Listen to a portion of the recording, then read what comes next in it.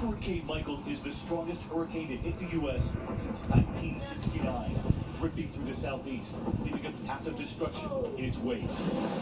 The monster storm slamming into Florida's panhandle, making landfall near Mexico Beach just before 1 o'clock in the afternoon. Winds at 155 miles an hour, just shy of a Category 5 hurricane. With terrifying winds and torrential rain submerging whole neighborhoods, tearing apart homes and buildings. Damn, thank God that they didn't come on my side over Port St. Lucie, Florida. The storm peeling off rooftops and swaying palm trees, throwing debris around in all directions. Watch as fierce winds tear apart this Panama City home. This is the first Category 4 hurricane to ever hit the region. We were on the air the moment the outer eye wall of the hurricane approached. This hurricane is about to make landfall, again, not far from where we are right now. I want to show you behind me some of the damage it's already done. You can see the trees here. One of them has already come down behind us. Watch the waves crashing ashore. The National Weather Service buoy measuring some waves more than 30 feet before making landfall. Before that buoy stopped working. Transformers bursting behind us. You see that? Our team watching the storm's fury from between reinforced concrete walls at this hotel. We are seeing the front of the most dangerous part of the storm begin to move in. Trees are coming down in front of us. Power lines have come down. And I'm just waiting to hear what it sounds like standing out here. Just the sheer force of this. Listen to this. Damn, I'm so lucky. Just a short time later, with so many of the families seeking shelter here, They could have came over our as side. part of the hotel roof collapsed. Where I live in Port St. Lucie, Florida. You can see the roof of the hotel that we had been standing out there. That was the shelter for a Category 4 hurricane that has now come down on those SUVs. Moments later, the windows shattered. The view from the highest floor of the hotel, providing a view of the destruction. Just a stunning amount of damage. I mean, it's almost apocalyptic. Those are the roads, the streets surrounding the hotel, completely covered in water.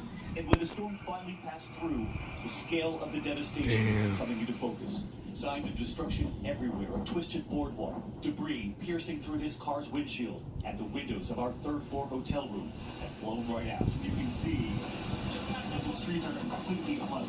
And this stunning drone footage this morning revealing a school in Panama City completely destroyed. This dramatic video showing the moment a beachfront building under construction partially collapses, lashed by the high winds.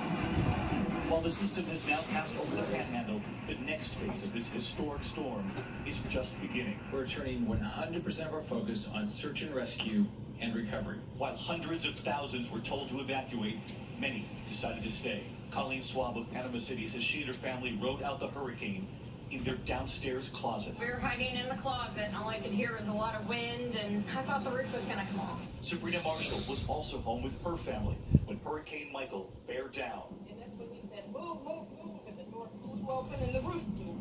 This morning, massive power outages across Florida, Alabama, and Georgia. And Hurricane Michael, even as it hit Georgia, was not giving up. Still a Category 3 hurricane at that point, with plenty of punch. Thrashing winds tearing apart homes and uprooting trees, including this one, caught on a home security system. It was terrifying, honestly. There was a lot of noise. We thought the windows were going to break, and we did whatever we could, just kind of hunkered down and tried to wait it out. You can see the choppers overhead here this morning surveying the damage and obviously looking to see if there are people in need. That's one of the first choppers we've actually seen over this particular neighborhood here in the Panhandle. And what they're seeing from up above is something I'm sure they're seeing in so many communities. Just devastation, trees as though a saw came through and just cut them off. And the damage like what we were seeing here at the hotel. One of the things I was most concerned about was this gentleman right here. Carrie, you were in your truck when the roof came down.